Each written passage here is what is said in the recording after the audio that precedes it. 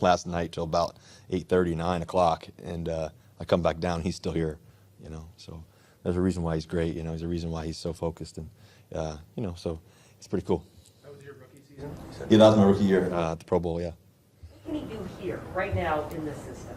Well, I think what he does is he brings a power running game and just how he runs the ball downhill. I mean, he knows how to score. Obviously, a guy who's scored 100 and I don't know 120, you know, somewhere around there touchdowns in his career.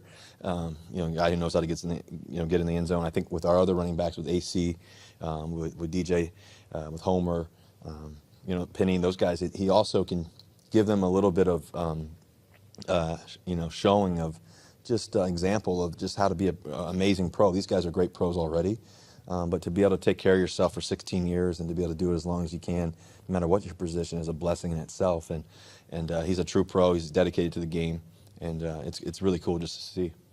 The tricky part about this week is that the 49ers are really good at stopping the run. Why have they been so effective? What do you need to do to counter that? Well, you got to think about their defensive line. Their defensive line is such a great defensive line, and they're so active. They're versatile. Guys move around.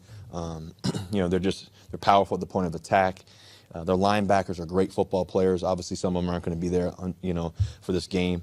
You know, Fred Warner is one of the best in the game, so he's a guy who makes tackles left and right. You know, but I think that it starts with their defensive line and their approach and their attitude. When you need like advice on something football related, usually who do you turn to first? It depends. It depends on what the advice is or whatever it may be. You know, I think you always turn I always pray first, and then I you know, talk to myself, and knowing, you know, me knowing the game. But there's different things. You know, you go to former players, guys who play now, whatever it may be, maybe even former coaches, different people for different circumstances. Following up on that, who in your inner circle do you most trust for honest assessments of your game plan? Well, I trust my coaches most. You know, I always talk to my coaches. That we always work at it. We're always working on the game, and then, you know, the person that I always critique myself is always me first. You know, that's always, you know, I always have the highest expectations. You know, no matter what it is, I do in life.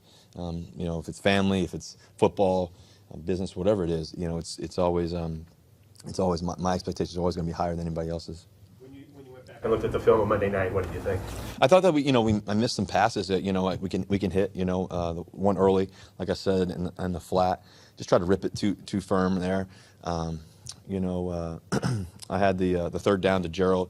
It just misread him. I was thinking he was a little bit further inside, just misread him. Then I was high on another one to him, like I told you guys the other night. You know, I think that you know, a couple of them I had to kind of get out of my hand and kind of throw away or whatever it may be, but.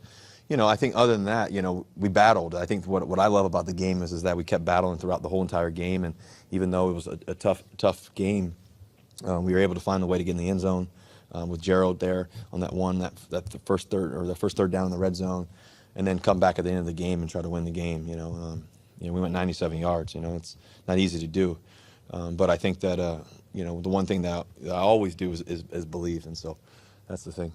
You mentioned trying to rip it really hard on the overthrow to Gerald. Was that an issue on some of the other ones that you missed too? Pete was saying that when you guys watched the film together, that was his impression. Yeah, just, you know, I can throw it. You know, I feel great. You know, I feel great. You know, I think at the end of the day, what I'm focused on is just playing the next play. You know, that stuff's gone, guys. That stuff's gone. It's out. It's already gone. We got to keep playing. You know, we got to keep making plays and finding ways to win games and everything else. So my focus is so hyper focused on the next play. You know, the next moment, the next opportunity. If I was sitting there worried about the throw before or throw early in the game, you know, you can't come back and can't try to win the game. You know, and that's just part of the game. You got to have amnesia. You know, you got to be able to play the next play. Said after the game that they were taking away DK for a good portion of those first three quarters, just double coverage and things like that. But looking back at the film now, what do you think can be done to try to get him established earlier? Because that's happened a few times this season. Yeah, I mean, and guys are always going to try to double DK. He's one of the most gifted players in the world.